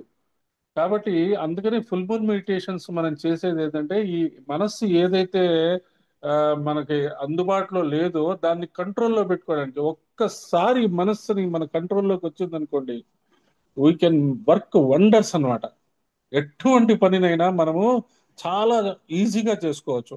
మేము గృహస్థాశ్రమంలో ఉన్నాం కదండి, మనస్సు కంట్రోల్ చేస్తే మాకేంటి ఉపయోగం అంటే, మీ పిల్లలకి, మీ చుట్టుపక్కల వాళ్ళకి మీ వాక్కు పరమ ఔషధం అయిపోతుంది. మీ వాక్కు పరమ ఔషధం అయిపోతుంది. మనస్సు కంట్రోల్ అయిపోతే ఏం చెప్తుంటుంది అది? ఈ మాట మాట్లాడొద్దు, ఈ మాట మాట్లాడు అని చెప్తూ ఉంటుంది హాయిగా. లేదా మనకు అర్థమైపోతుంటుంది ఈ మాట మాట్లాడితే ఆ, కరెక్ట్ కాదు, ఈ మాట మాట్లాడాలని మనకి అర్థమైపోతుంది. అప్పుడేంటి, మనం వాక్కుని కంట్రోల్ చేసుకుంటాం. తర్వాత మన కర్మల్ని కంట్రోల్ చేసుకుంటాం, మన యొక్క మాటల్ని కంట్రోల్ చేసుకుంటాం, మన యొక్క యాక్షన్స్ ని కంట్రోల్ చేసుకుంటాం. ఏది అవసరమో అదే చేస్తుంటాం. అప్పుడు మన వాక్కు పరమ ఔషధం అయిపోతుంది. అలాగ మనము మనస్సుని కంట్రోల్ చేసుకునే విధానము మనం రకరకాలుగా ప్రయత్నం చేస్తూ ఉన్నాము. దానికోసం కూడా అంటే ఆ ఆ మనస్సు కూడా స్లిప్ అవుతుంది. లలితా సహస్రనామం చేస్తూ ఉంటే నాకు కూడా స్లిప్ అవుతుంది, ఎవరికైనా స్లిప్ అవుతుంది. కానీ ఆ స్లిప్ అయినందువల్ల దానివల్ల మనకి ఆ ఫలితం రాదేమో అనే ఆలోచనతో ఓం శ్రీ ఉమాయ నమః అని 10 సార్లు మనము ఆ జపం చేసుకుంటాము. ఈ దోష పరిహారార్థం చివరికి శ్రీ ఉమాయే నమః అని నామాన్ని స్మరణ చేయాలి.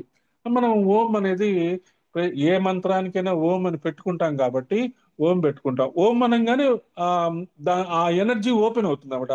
ఓం is the key to a energy portal.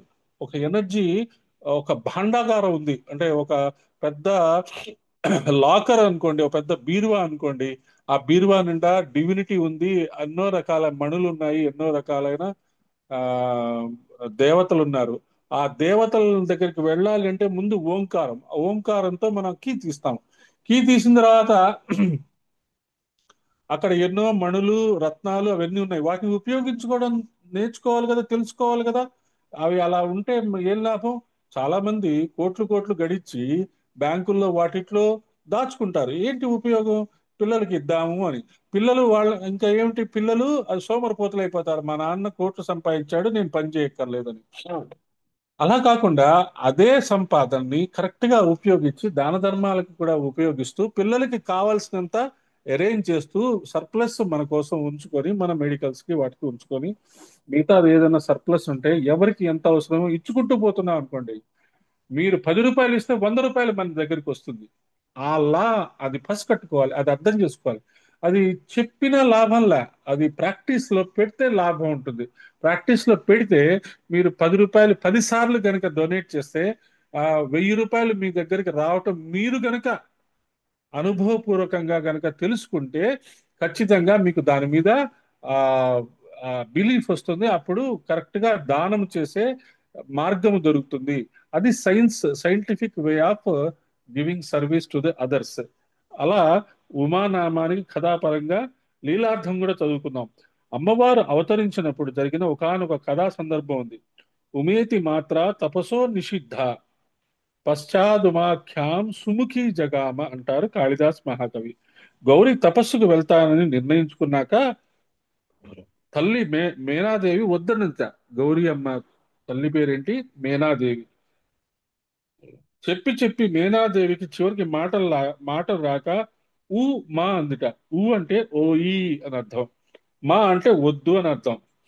చూడండి, ఆ ఉమా అనే అక్షరాన్ని లోపలికి వెళ్ళిపోయి దానిలో ఉండే అర్థాలన్నీ తెలుసుకొని దాన్ని బాగా విశ్లేషించుకొని మనం ఆ మాటలు ఆ జపం చేసినప్పుడు కానీ ఆ దానికి ఆ నామం స్మరించినప్పుడు కానీ ఇవన్నీ మనకు గుర్తొస్తే అసలు అమ్మవారి యొక్క స్వరూపము కళ్ళ ముందు నిలబడుతుంది. అవునండి, నాకు కళ్ళ ముందు అమ్మవారి స్వరూపం నిలబడుతుంది అని మీకు భావన వస్తుంది. లలితా సహస్రనామం డీప్ గా విన్నప్పుడు కానీ, ఎవరైనా చదువుతున్నప్పుడు చేసినప్పుడు కానీ, ఏదైనా పూజ చేసినప్పుడు ఒకసారి కళ్ళు మూసుకుంటే అమ్మవారు స్వరూపం నఖశిఖ పర్యంతం కనపడుతుంది. కానీ కనపడటం ఓకే, కానీ అదే ఫైనల్ కాదు. అలా రెగ్యులర్ గా మనం ఆజ్ఞా చక్రంలో గురువు యొక్క పాదాలని, అమ్మవారి యొక్క పాదాలని, అమ్మవారి యొక్క ఆ ఆ, నఖశిఖ పర్యంతం రూపంని మన ఆజ్ఞా చక్రంలో ఎప్పుడు దర్శించుకుంటూ ఉంటే కొన్ని రోజులకి ఏమవుతుంది, అమ్మవారిలో ఉండే అన్ని క్వాలిటీస్ మనలోకి ఒక్కొక్కటి ఒక్కొక్కటి రావడం మొదలు పెడతాయి. అప్పుడు మనం నిజమైన సేవ చెయ్యగలము. సరే, ఏమంది తల్లి మేనాదేవి ఊమా అన్నది అంటే ఓయి వద్దు అని అర్థం. అదే నా పేరమ్మ అని అంది అమ్మవారు. తల్లి ఏమంది? ఓయ్ వెళ్ళొద్దు, తపస్సుకు వెళ్ళొద్దు అంటే తల్లికి ఏంటంటే, తల్లికి పాపం అన్ని ప్రేమ ఎక్కువ అన్నమాట. అమ్మా నేను చదువుకోవడానికి వెళ్తానమ్మా అంటే,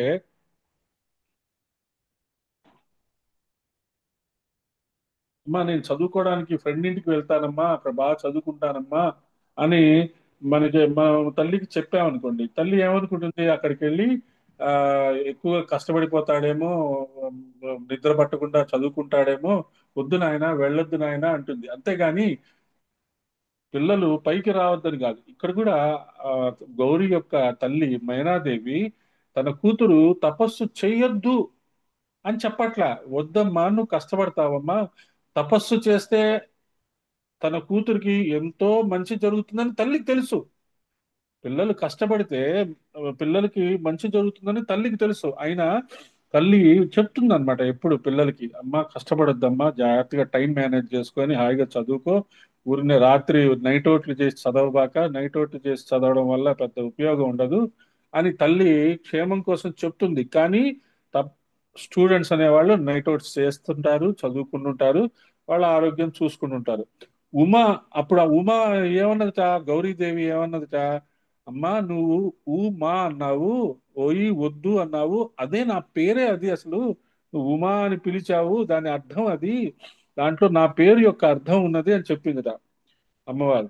ఉమా అంటే తపో నిషిద్ధ, తపస్సుకు వెళ్తుంటే నిషేధించిన వచనము ద్వారా వచ్చిన పేరు. యతో నిరస్తా తపసే వనం గంతుం తు మేనయా ఉమేతి తేన సోమేతి నామ ప్రాప తదా సతి. కాళికా పురాణం, కాళికా పురాణంలో ఉన్న శ్లోకం. ఉమా ఇది నిషేధంతి ఉమేత్యేవ తదా భవేత్. బ్రహ్మ పురాణంలో కూడా ఉంది. కాళికా పురాణంలో, బ్రహ్మ పురాణంలో ఈ ఉమా అనే నామానికి అద్భుతమైన అర్థాలు ఇవ్వబడి ఉన్నాయి. ఈ నామాన్ని పరిశీలన చేస్తే అనేకమైన అద్భుతమైన భావాలు కనబడతాయి. ఉమా అనేదే నా పేరమ్మ అని చెప్పడంలో అమ్మవారి ఉద్దేశం అది వేదాల్లోనే ఉంది అని మేనాదేవితో చెప్పడం. ఇప్పుడంటే నీకు పుత్రికగా వచ్చాను గాని ఇంత ముందు కూడా నేను ఉన్నాను, అంతకుముందు నేను ఉన్నప్పుడు నా పేరు ఉమా, వేదాల్లో ఉమానామం ఉంది. ఉమాం హైమవతి బహుశోభమానం, అదే శ్రీ విద్య. ఇదే కేనోపనిషత్తులో చెప్పబడింది. మనం ఉపనిషత్తులు కూడా చదువుకోవాలి. కేనోపనిషత్తు, ఈశా ఉపనిషత్తు ఇలాంటివి కూడా, ఆ ముండకోపనిషత్తు అవి కూడా మనం చదువుతూ, ఎవరైనా దాని గురించి కమెంటరీస్ చెప్తే వింటూ ఒరిజినల్ చదువుతూ ఉంటే మనకి ఈ కంప్లీట్ జ్ఞానం లభిస్తే అమ్మవారిని ఇంకా బాగా అర్థం చేసుకోవచ్చు అని తెలుస్తుంది అనమాట. సో అమ్మతో ఏం ఏం చెప్పింది, నువ్వు ఉమా అని చెప్పావు అంటే తపస్సు చేయొద్దని చెప్పావు, అది నా పేరులోనే ఉంది, నేను ఈ జన్మలోనే నీకు నీకు పుత్రికని, నేను నీకు అంటే ముందు నేను ఉన్నాను అని చెప్తుంది అనమాట ఉమాదేవి తల్లితో. అంటే కృష్ణుడు కూడా అదే చెప్తాడు. కృష్ణుడు మట్టి తిన్నాడు మట్టి తిన్నాడు అంటే కృష్ణుడిని ఏమనుకుంది తల్లి యశోద, వీడు మామూలు పిల్లవాడు మట్టి తిన్నాడు, వీడిని కొట్టాలి, వీడిని గట్టిగా నాలుగైదు దెబ్బలేస్తే మళ్ళీ మట్టి తినకుండా ఉంటాడు, మట్టి తినడం వల్ల అనారోగ్యం వస్తుంది అని వెళ్ళి ఆ ఆ, కృష్ణుడిని మందలించబోతే కృష్ణుడు ఏం చేస్తాడు, నోరు తెరిచి మొత్తము ప్రపంచాన్నంతా చూపిస్తాడు. అమ్మా నువ్వు పుట్టక ముందు నుంచే నేనున్నాను, ఇంత ముందు కూడా ఉన్నాను, ఇప్పుడు ఉన్నాను, ఎప్పుడు ఉంటాను, ఎప్పుడు ఉన్నాను, కాబట్టి నా గురించి నువ్వు నువ్వు చింతపడక్కర్లేదు, నువ్వు టెన్షన్ పడక్కర్లేదు, నాకు ఏం చేయాలో ఏం చేయకూడదో తెలుసు. ఇంకా అప్పటి నుంచి యశోద నోరు మూసేసుకుంటుంది తల్లి, ఇంకా మాట్లాడదు. ఎప్పుడు ఒక తల్లిగా ఆ, కృష్ణుడికి చెప్తుంది కానీ ఎక్కువగా ఆ, ఆయన్ని మందలించడం అవన్నీ మానుకుంటుంది. అలాగే ఇక్కడ కూడా ఉమాదేవి తన తల్లి ఆ, మైనాదేవికి చెప్తోందన్నమాట గౌరీదేవి. ఉమానామానికి భాష్యకారులు అర్థం చెప్తూ ప్రణవ వర్ణస్య వృత్యాస రూప అన్నారు. ఉమా అనేది ప్రణవ వర్ణం యొక్క వ్యత్యాస రూపము. ప్రణవం అంటే ఏంటి, ఓంకారము. ఓంకారం కూడా త్రియక్షరియే. ఆ ఊ మా, ఓంకారము మనం చెప్పుకుంటాం, ఆ ఊ మా కూడా మనము ఆ మనం ప్రాక్టీస్ చేస్తుంటాం, ఓ అంటాం, ఆ ఊ మా, ఆ ఊ మ్, ఓం. ఇలాగ మనము ప్రాక్టీస్ చేస్తుంటాం. అనేది బాగా స్ట్రెస్ ఇస్తాం. అలా కాకుండా ఈ మధ్య మనము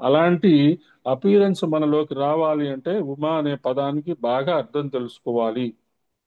తర్వాత శైలేంద్ర తనయ, శ్రీ శైలేంద్ర తనయాయి నమః. శైలేంద్ర తనయ అంటే మూడు పదాలు. శైల, ఇంద్ర, తనయ అంటే పర్వత రాజపుత్రిక. ఆవిడే గౌరీ. ఆవిడని గంధర్వులు సేవిస్తున్నారు గనక గంధర్వ సేవిత. పర్వతరాజ పుత్రిక అంటే పర్వతం యొక్క పుత్రిక. ఏ పర్వతం అండి అమ్మవారు? ఏ పర్వతం యొక్క పుత్రిక?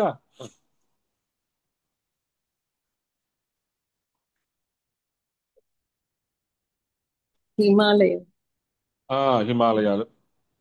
హిమగిరి. హిమాలయ హిమగిరి. హిమగిరి తనయే పాట ఉంది కదా. ఉమ్. జాతా శైలేంద్ర గేహే సా శైలరాజసుత తతః. శైలేంద్రుని ఇంట పుట్టినది శైలరాజసుత. ఉమా హైమవతి మాట ఇక్కడే వచ్చింది. అక్కడ హైమవతే, ఇక్కడ శైలేంద్ర తనయ. హైమవతి, హైమ. ఎలా వచ్చింది హైమ అనేది చూడండి. హైమవతి అన్న హిమవత్ పర్వత రాజపుత్రిక అయిన ఆ తల్లే. హిమవత్ పర్వతము అంటే హిమాచలాలు. హిమము అంటే మంచు, మంచుతో కప్పబడిన పర్వతము. అందుకని హిమాచలము, హిమాలయాస్ అని చెప్తారు. మరొక భావంతో శ్రీ విద్యా సంప్రదాయంలో శైలేంద్రము అంటే మేరు ప్రస్థారం, శ్రీచక్రం అదే పర్వతము. మేరు అన్న పేరే పర్వతాంది. మేరు అంటే శైలేంద్రమే. శైలేంద్ర తనయ అంటే శ్రీచక్ర ఉపాసన వల్ల లభించేది. బిందు స్థిత అయిన ఈ లలిత పరాభట్టారికే శైలేంద్ర తనయ. మనలో మేరు పర్వతం ఎక్కడుందండి మన శరీరంలో?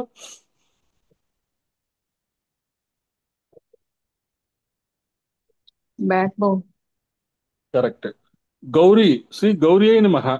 తర్వాత గౌరీ అనే అక్షరం, గౌరీ అనే పదం.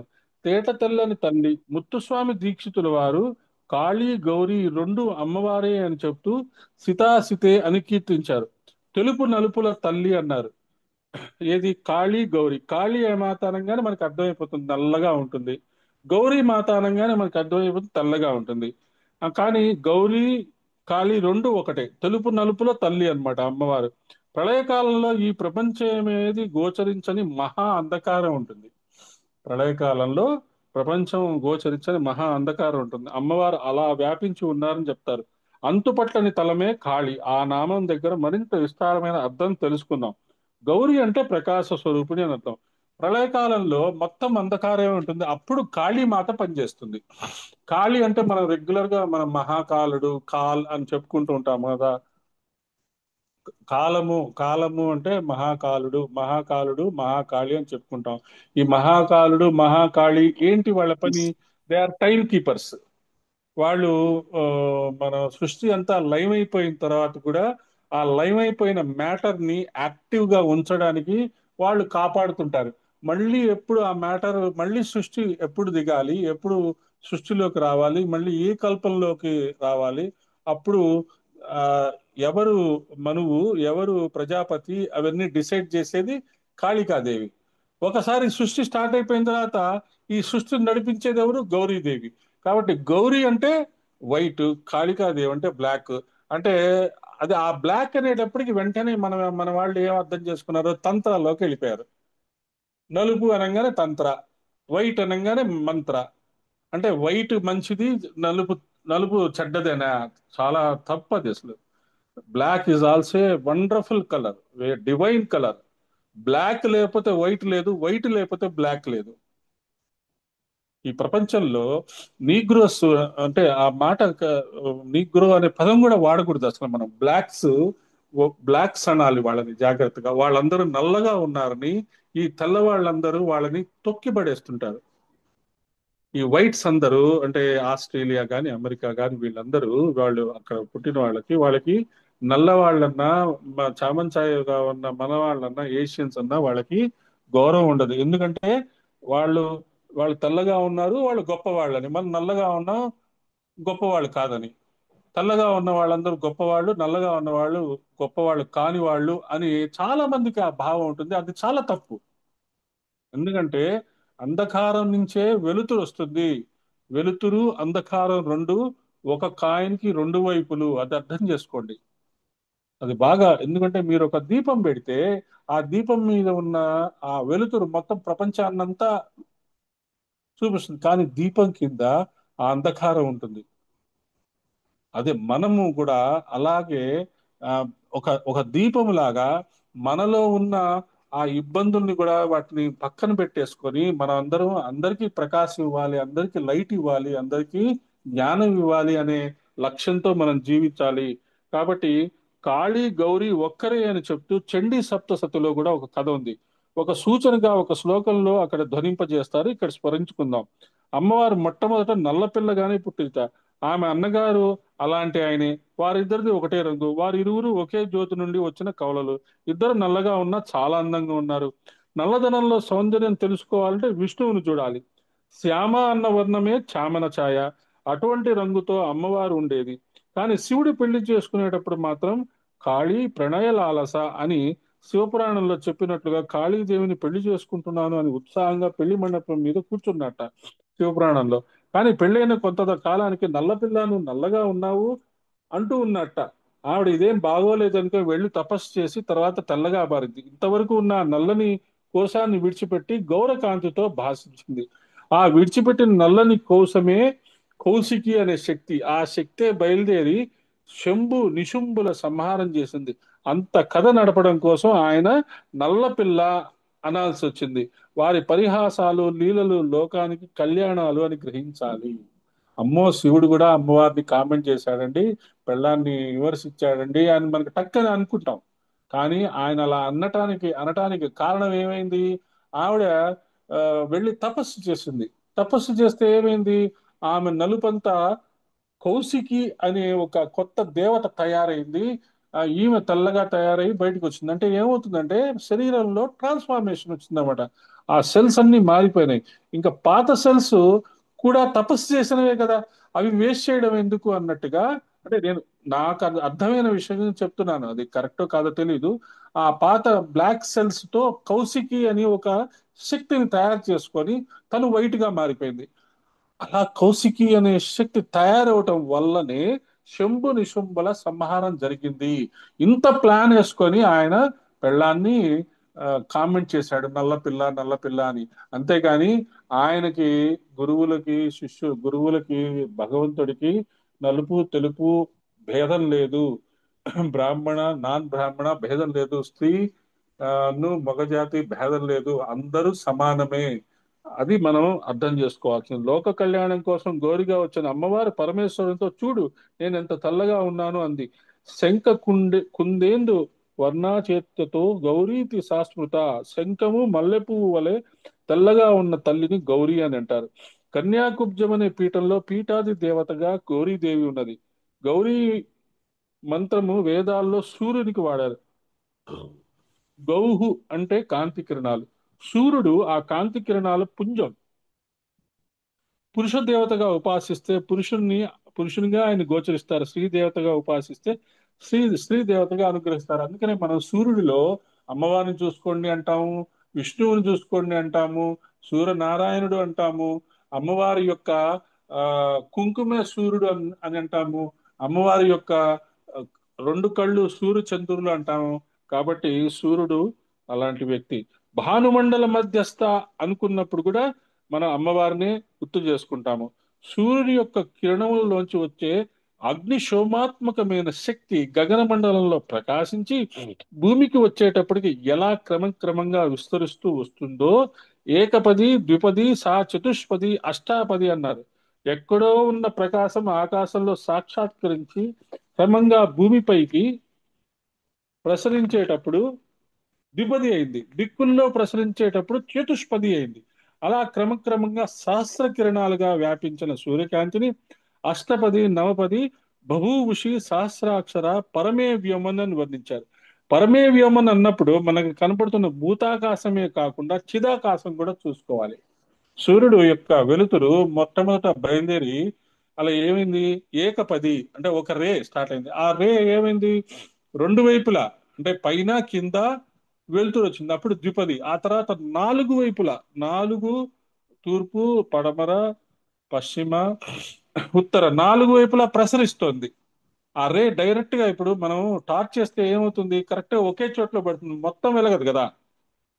కానీ సూర్యుడు యొక్క రేసు ఒక టార్చ్ లాగా వస్తూ మొత్తం కనపడే విశ్వం మొత్తాన్ని కవర్ చేస్తాయి. అలాగే మెల్లగా అష్టపది, తర్వాత చతుష్పది, అలాగే మొత్తము పరమే వ్యోమన్, మొత్తం ప్రపంచం అంతా ప్రకాశం ఇస్తుంది అనమాట. మొత్తం స్ప్రెడ్ అవుతుంది సూర్యుడి యొక్క కిరణాలు. జాగ్రత్తగా వినండి, ఫిజిక్స్ కొంచెం అర్థమైతే దీని యొక్క విశేషాలు తెలుస్తాయి. టార్చ్ లైట్ కి ఉన్న సూర్యుడి కిరణాలు యొక్క డిఫరెన్స్ మనం, అంటే దాని బెస్ట్ ఎగ్జాంపుల్ ఒక లైటే. టార్చ్ లైట్ మన ఇంట్లో ఉన్న ట్యూబ్ లైట్ కంపేర్ చేసుకున్నాం అనుకోండి. ట్యూబ్ లైట్ ఒకవైపు పెట్టుకున్నాం అనుకోండి, ఆ ట్యూబ్ లైట్ మొత్తము లైట్ వస్తుంది. టార్చ్ లైట్ పెట్టుకుంటే ఒకే చోట ఫోకస్ అవుతుంది. అదే సూర్యుడు యొక్క ఒక ట్యూబ్ లైట్ మహా అయితే ఒక రూమ్ మీద పడుతుంది. అదే సూర్యుడు ఒక రూమ్ అంటే మొత్తం విశ్వం అంతటికి, అన్ని దిక్కులకి, ఆ, 4 దిక్కులు, మా 4 కార్నర్స్, తర్వాత ఉపరితలము, ఆ తర్వాత కింద, అలా మొత్తము ప్రకాశం ఇచ్చేది సూర్యుడు. అలాంటి సూర్యుడు యొక్క గొప్ప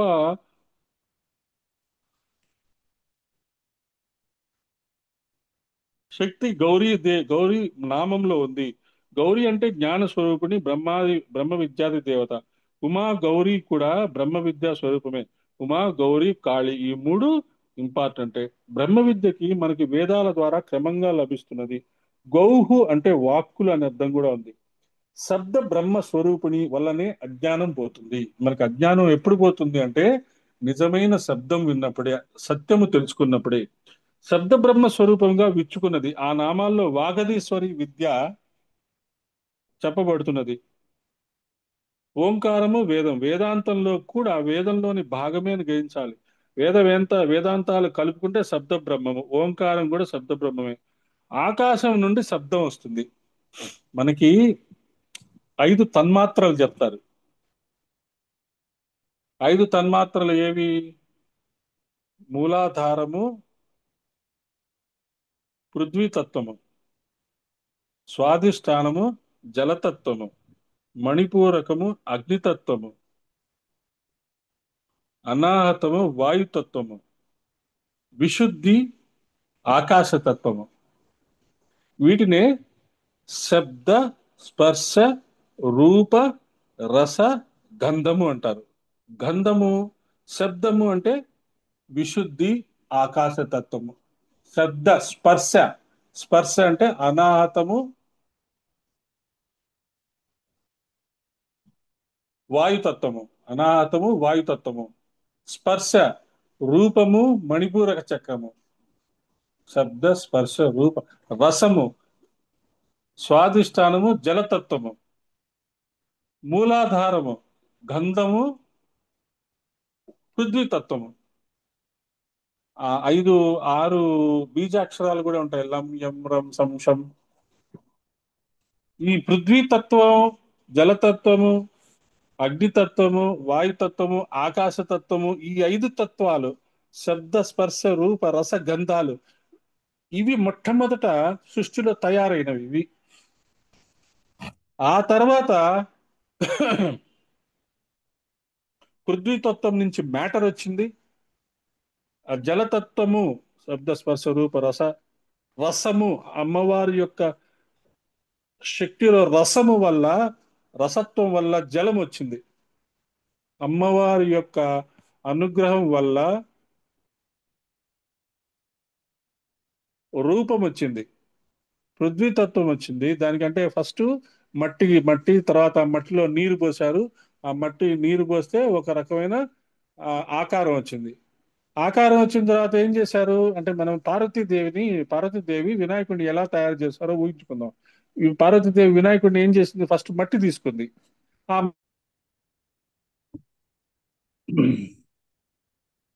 మనం కరెక్ట్ గా 633 నామాలు కంప్లీట్ చేసుకున్నాము. ఇంతకుముందు అంటే నేనేం చేస్తున్నాను అంటే, ముందు ఈ పుస్తకాన్ని మీకంటే ఒక 40, 50 నామాలకు ముందుకు వెళ్ళిపోతూ స్వాధ్యాయం చేసుకుంటూ వెళ్తున్నా. రోజుకి కనీసం ఒక 7, 8 నామాలు అలా చదువుకుంటూ, అండర్లైన్ చేసుకుంటూ, అని అర్థం చేసుకుంటూ, మళ్ళీ ఆ రోజంతా ఆ ఆ నామం మీద దృష్టి పెట్టి, దానిలో వచ్చిన కొత్త ఆలోచనల్ని మళ్ళీ ఇందులో అండర్లైన్ చేసుకుంటూ పెట్టుకుంటున్నా.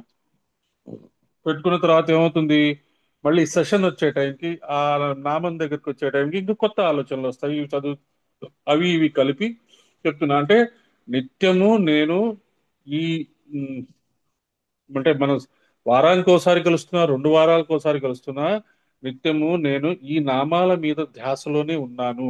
అది గుర్తుంచుకొని నేను ఎప్పుడు అలర్ట్ గానే ఉంటున్నాను. అయితే ఈ ఓం శ్రీ ఉమాయే నమః అనేది నేను ఎప్పుడు అంటే అలా అది అలా కనుక మీరు ఊహించుకుంటే, ఓం శ్రీ ఉమాయే నమః అనేది దాదాపు 2-3 నెలల కిందటే మనం చెప్పుకున్నాం, డిస్కస్ చేసుకున్నాం. అందుకని చెప్తున్నా, అప్పటి నుంచి మనము లలితా సహస్రనామం అయిపోయిన తర్వాత ఓం శ్రీ ఉమాయే నమః అనేది 10 సార్లు చదువుకుంటే మనకి అందులో ఏమన్నా తప్పులు ఏమన్నా దొర్లి ఉంటే దాంట్లోంచి మనం బయటపడతాము అనేది. ఓం శ్రీ ఉమాయే నమః, ఓం శ్రీ ఉమాయే నమః, ఓం శ్రీ ఉమాయే నమః, ఓం శ్రీ ఉమాయే నమః, ఓం శ్రీ ఉమాయే నమః, ఓం శ్రీ ఉమాయే నమః, ఓం శ్రీ ఉమాయే నమః, ఓం శ్రీ ఉమాయే నమః, ఓం శ్రీ ఉమాయే నమః, ఓం శ్రీ ఉమాయే నమః. లలితా సహస్రనామం రెగ్యులర్ గా మనం చదువుకుంటూ ఉంటే ఒక రిధం వస్తుంది, ఒక కరెక్ట్ గా మనం చదవడానికి అవకాశం బాగుంటుంది. అంతే తప్పితే వేరే ఉద్దేశం ఏం లేదు. జాగ్రత్తగా తప్పులు లేకుండా మనం చదువుకోవాలి. తప్పులు లేకుండా చదువుకున్నామనే అహంకారం ఉన్నా కూడా ఓం శ్రీ ఉమాయే నమః అనుకోవాల్సిందే. ఎందుకంటే మనం ఎంత బాగా ప్రాక్టీస్ చేసినా, ఏ పెద్దవాళ్ళ దగ్గరికి ఎవరి దగ్గరికి వెళ్ళి మనం ఇలా చదివామనుకోండి, వాళ్ళ వాళ్ళు చదివే పద్ధతి వేరే ఉంటుంది. వాళ్ళు చదివే పద్ధతి ఎలా ఉంటుంది, మన 4 వేదాలలో సామవేదము గానము గానముతో తయారు చేసినది. ఆ సామవేదంలో ఉండే గానము యొక్క కండిషన్స్ బట్టి మనకి ఆ, యజ్ఞములో రకరకాల మంత్రాలు ఎలా చదవాలి అని మనకి శాంతి గుంజి వాళ్ళు నేర్పించారు. కాబట్టి శాంతి గుంజి వాళ్ళు చెప్పారు కాబట్టి మనకి తెలిసింది అసలు సామవేదంలో ఈ గానము, ఈ ఆ, ఈ పాటలు ఇలాంటి వాటికి ఒక పద్ధతి ఉంటుంది అనే విషయము మనకి ఇంతకుముందు తెలిసేది కాదు. కాబట్టి దాని ప్రకారము ఈ పండితులందరూ లలితా సహస్రనామం చదివినా, ఇప్పుడు వీళ్ళు పండితులు చదవటం వేరు, సంగీతం నేర్చుకున్న వాళ్ళు చదవటం వేరు. సంగీతం నేర్చుకునే వాళ్ళు ఎలా చదువుతారు అంటే దాన్ని ఒక చక్కగా ఒక పాటలాగా కట్టి ఆ, ఒక రిథమిక్ గా చదువుకుంటూ వెళ్తారు. అదే వేదాలు నేర్చుకున్న పండితులు ఎలా చదువుతారు అంటే ఎక్కడ ఆపాలి, ఎక్కడ దీర్ఘం తీయాలి, ఎక్కడ కరెక్ట్ గా ఆ, ఆ, వేరే పదాన్ని కలపాలి.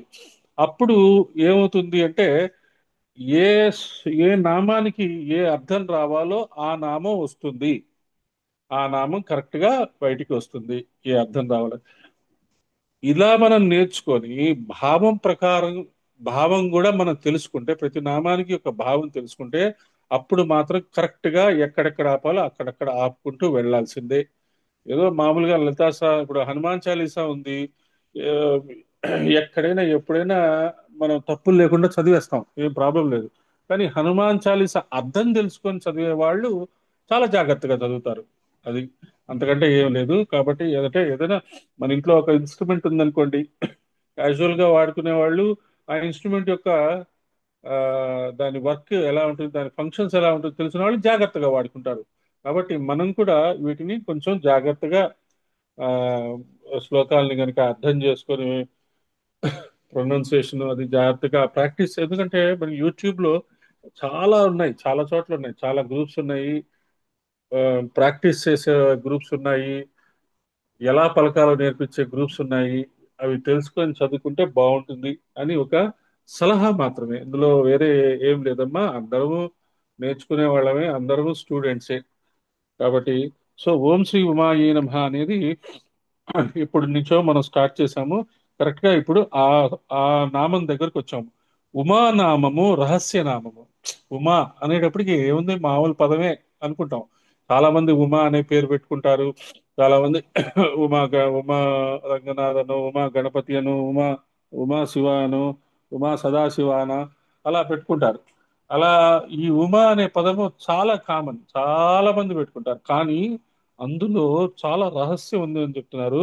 లలితా సహస్రనామంలో శివ, భవాని, ఉమ ఈ మూడు చాలా రహస్యనామాలు. అంత రహస్యనామాలు కూడా మన కామన్ పీపుల్ కి మనకి అలా అలవాటు చేసేసారు. శివ అనే పదము, శివ అనే పేరు చాలా మంది పెట్టుకుంటారు. భవానీ అనే పేరు కూడా చాలా మంది పెట్టుకుంటారు. ఉమా అనే పేరు కూడా చాలా మంది పెట్టుకుంటున్నారు. ఈ మధ్య భవానీ మాల అని కూడా వేస్తున్నారు. శ్రీశైలం అది విజయవాడ అమ్మవారి మాల వేస్తున్నారు. అలాగే శివమాలని అలా, అంటే ఒక వాళ్ళు కూడా ఇదే చేస్తారు. వాళ్ళు కూడా నవరాత్రుల్లో ఒక 15 రోజులు, 40 రోజులు, మండలం రోజులు, ఆ 40 రోజులు అదే నామాలతో, అదే పూజతో వాటి మీదే కాన్సన్ట్రేట్ చేస్తారు. అయ్యప్ప స్వామికి సంబంధించి తెలుసు కాబట్టి మనం ఖచ్చితంగా చెప్పగలం. అయ్యప్ప స్వామి రోజు వాళ్ళు ఏం చేస్తారు, పొద్దునే స్నానం చేసి వాళ్ళకు ఒక శ్లోకం ఉంటుంది, ఆ శ్లోకం చదువుకుంటారు. అయ్యప్ప స్వామి నామాలు చదువుకుంటారు. వారానికి ఒకసారి వాళ్ళు ఒక ఏంటి భజన పెట్టుకుంటారు. భజన పెట్టుకున్నప్పుడు గంటన్నర చక్కగా పాడుకుంటారు. సో ఆ 40 రోజులు వాళ్ళకి అయ్యప్ప మీదే వాళ్ళకి లక్ష్యం ఉంటుంది. కాబట్టి వాళ్ళ అయ్యప్ప మీదే లక్ష్యం ఉన్నప్పుడు వాళ్ళు చలిలో కూడా చల్లటి నీళ్లు చేసుకోగలరు. ఆ అదేంటి మళ్ళీ ప్రసాదంతో ఉండగలరు. రోజుకు ఒకసారి భోజనం చేయగలరు, కింద కూడా పడుకోగలరు. అలా అది ఏమవుతుంది, ఎలా వాళ్ళకి ఆ శక్తి ఎలా వస్తుంది? మనకు కూడా ఆ శక్తి వస్తుంది. అందరికీ ఆ శక్తి ఉంది. నవరాత్రుల్లో కానీ అలా కానీ ఎప్పుడైనా మనం నిష్ఠగా మనం చేసుకోవచ్చు. ఆ అలా చేసుకుంటే ఏమవుతుందంటే మనకి అందులో ఇంపార్టెంట్ పాయింట్స్ తొందరగా అర్థమవుతాయి. ఉపవాసం యొక్క సీక్రెట్ మీనింగ్ అంటే, హిడెన్ సీక్రెట్ ఏంటంటే, మనం ఎంత లైట్ గా ఉంటే అంత బ్రెయిన్ అంత చక్కగా పనిచేస్తుంది, అంత బాగా పనిచేస్తుంది. సరే, ఇంకా నాలాంటి వాళ్ళు ఉన్నారనుకోండి, ఉపవాసం అనగానే వెంటనే ఆకలి ఎక్కువైపోతుంది, ఎంతసేపు ఫుడ్ మీదే ధ్యాస ఉంటుంది, ఇంకేం ఉండదు. అందుకనే నేను నా విషయం చెప్తాను. నేనైతే ఉపవాసాలు మానేశా. కానీ ఉపవాసం చేసేటప్పుడు మన లక్ష్యం ఎక్కడ ఉండాలి అంటే, లైట్ గా లైట్ ఫుడ్ మీద పెద్ద కాన్సన్ట్రేషన్ ఉండకుండా కొంచెం కొంచెంగా ఫ్రూట్స్ తీసుకుంటూ, గంటకి ఫ్రూట్స్ తీసుకుంటూ ఉన్నారనుకోండి, కాస్త స్టమక్ ని ఆ మనం ఖాళీ ఉంచితే అదిట అప్పుడు ఏమవుతుంది, సైన్స్ ఇప్పుడు ఆయనకి నోబెల్ ప్రైజ్ వచ్చింది ఆయనకి. ఆ లోపల సెల్స్ బాగా బర్న్ అయిపోయి ఎక్కువ ఎనర్జీని తయారు చేస్తాయట. ఆ పాత సెల్స్ అన్ని